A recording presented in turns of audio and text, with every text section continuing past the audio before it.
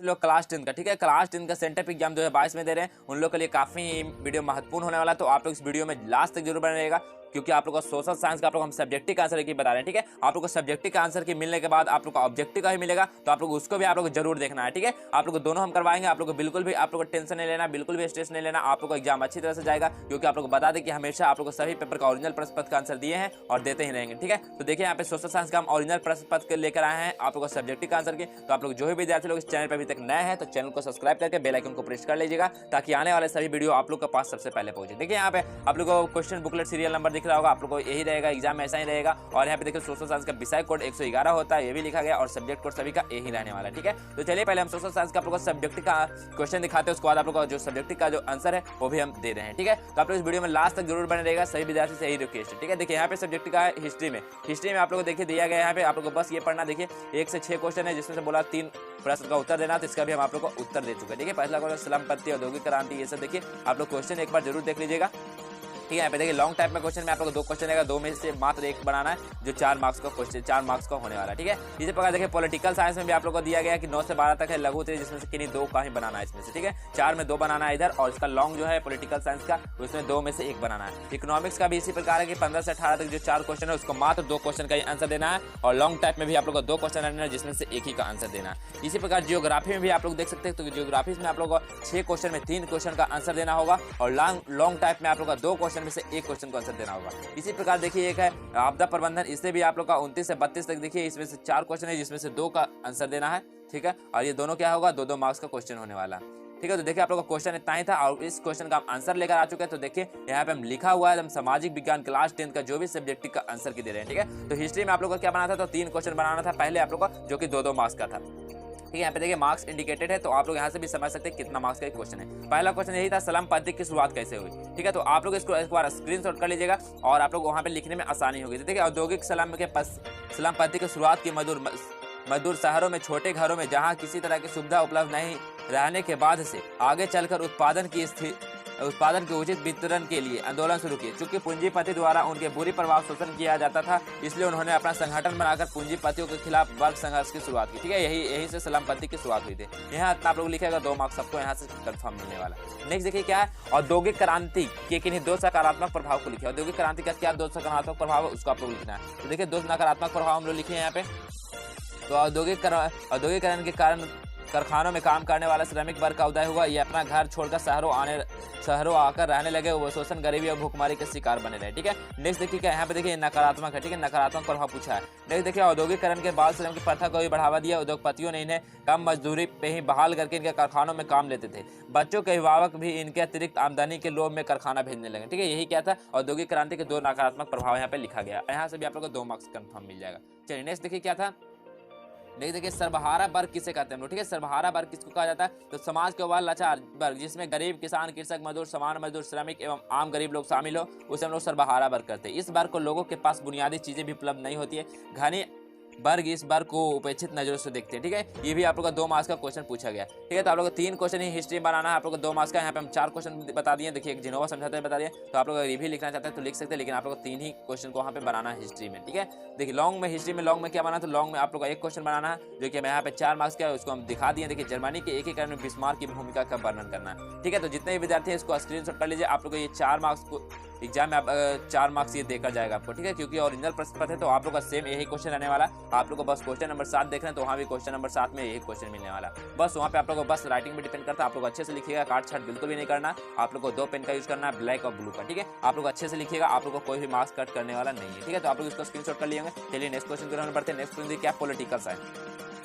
Political science में आप लोग को 2 मार्क्स का 2 क्वेश्चन ही बनाना है, ठीक है। तो यहाँ 2 क्वेश्चन देखिए बनाया गया है। समवर्ती सूची का क्या अभिप्राय है, ये भी आप लोग को यहाँ पे लिखा गया। संघीय व्यवस्था के अंतर्गत केंद्र एवं राज्य दोनों के महत्वपूर्ण रखने वाले विषय को जिस सूची में शामिल किया गया उसे हम लोग समवर्ती सूची, राष्ट्रीय धर्म नहीं कहा जाता, ठीक है। समवर्ती सूची पर संसद और राज्य के विधेयक दोनों के कानून बनाने का अधिकार है। समवर्ती सूची के विषयों की संख्या 47 है, जैसे शिक्षा, जंगल, श्रमिक संगठन, विवाह एवं विवाह विच्छेदन, उत्तराधिकार इत्यादि। परंतु यदि एक ही विषय पर दोनों कानून बना दे तो उस संसद में बने कानून को मान्यता दी जाती है। इसी को हम लोग बोलते हैं समवर्ती सूची, ठीक है।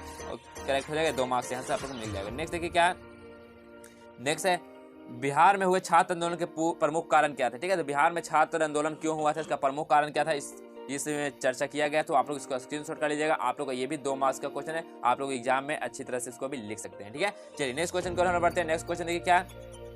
नेक्स्ट क्वेश्चन पॉलिटिकल साइंस का क्वेश्चन है, जो 4 मार्क्स का क्वेश्चन है, ठीक है। 4 मार्क्स का क्वेश्चन आप लोगों को बता दें कि 2 क्वेश्चन में से एक क्वेश्चन को बनाना था, ठीक है। तो यहाँ पे देखिए क्या हो जाएगा, संघीय शासन व्यवस्था की प्रमुख विशेषता को पूछा है, तो संघीय शासन के 2 हम लोग विशेषता को लिखे हैं, जो कि संघीय शासन 912 व्यवस्था में सरकार 2 स्तर में कार्यरत और अपने कार्यों के लिए लोगों के प्रति उत्तरदायी होती है। और नेक्स्ट है क्या, इस शासन के अंतर्गत नागरिकों को दोहरी पहचान एवं निष्ठाएं होती है, वह अपने प्रांत के भी होते हैं और राष्ट्र के भी होते हैं, ठीक है। ये आप लोग 2 विशेषताएं लिखा गया, आप लोग इतना लिखते हैं तो आप लोग 4 मार्क्स यहाँ से मिल जाएगा, ठीक है, पॉलिटिकल साइंस का।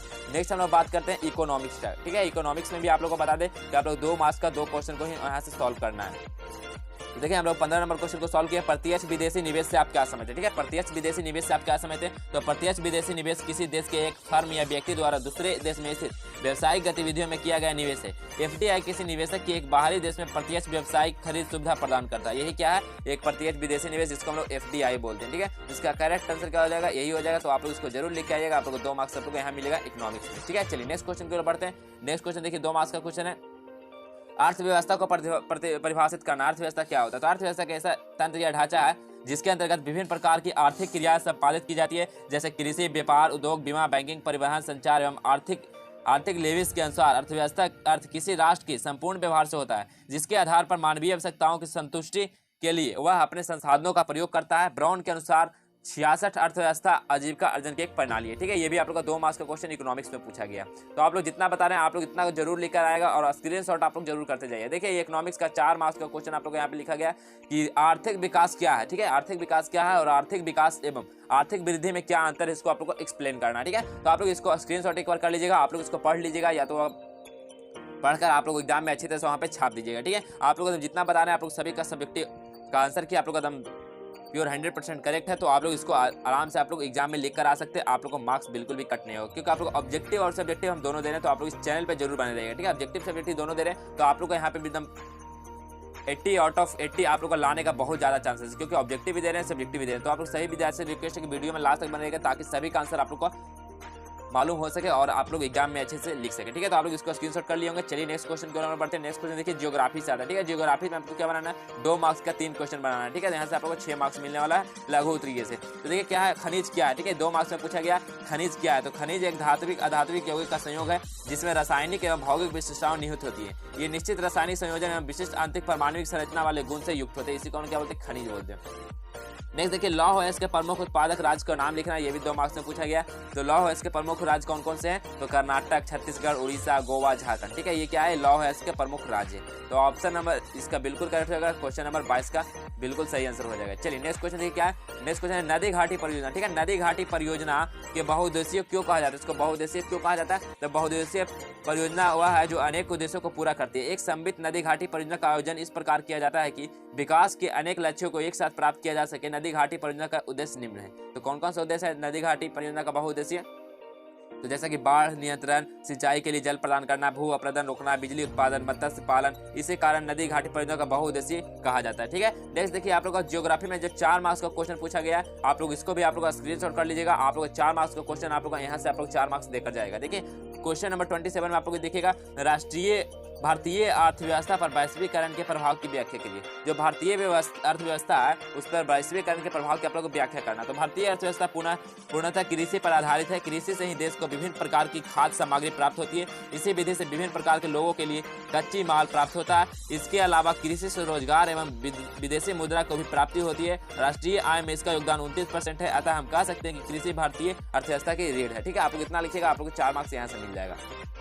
नेक्स्ट देखिए क्या आप लोग आपदा प्रबंधन, ठीक है। आपदा प्रबंधन से आप लोग का एक क्वेश्चन आप लोग 2 मार्क्स के है, तो आप लोग इसको भी आप लोग स्क्रीनशॉट कर सकते हैं। आप लोग लिख सकते हैं, यहाँ पे पूछा गया प्राकृतिक आपदा में मानव निर्मित आपदा में अंतर क्या है। तो प्राकृतिक आपदा क्या होता है, जो वातावरण में घटित होने वाले वैसी घटनाएं जो प्राकृतिक कारण उत्पन्न होती है, उसको क्या होता है, प्राकृतिक आपदा। जैसे भूकंप, बाढ़, सूखा, सुनामी, भूस्खलन, चक्रवात, इससे क्या होता है, ये जो प्रकृति के द्वारा होता है। नेक्स्ट क्या है, मानव निर्मित, जो मानव के द्वारा वैसी घटना की उत्पत्ति जो मानवीय कारक के हाथ ही होता था, जिसमें घटित होने का फलस्वरूप उसकी संख्या में मानवों की मृत्यु एवं संसाधन की हानि पहुंचती है, ठीक है। उसे हम लोग क्या बोलते हैं, मानव निर्मित आपदा। जैसे रेल हादसा, सड़क दुर्घटना, आग, युद्ध, आतंकवाद, महामारी, ये सब क्या है, ये सब मानव निर्मित आपदा, ठीक है। आप लोग इतना लिखिएगा, आप लोग 2 मार्क्स यहाँ से मिल जाएगा। चलिए नेक्स्ट क्वेश्चन देखिए आपका आप लोग आपदा प्रबंधन में आप लोग मात्र 2 ही क्वेश्चन बनाना। तो ये देखिए आप लोग ये भी 2 मार्क्स का क्वेश्चन है। तो आप लोग ये देखिए सेकंड क्वेश्चन है, क्वेश्चन नंबर 30 का आप लोग आंसर हो जाएगा। बाढ़ आने से पूर्व सरकार की दी जाने वाली सूचनाओं का हम लोग को पालन करना चाहिए। बाढ़ प्रभावित क्षेत्र में रहने वाले लोगों को नौका चालन से संबंधित प्रशिक्षण दिया जाना चाहिए।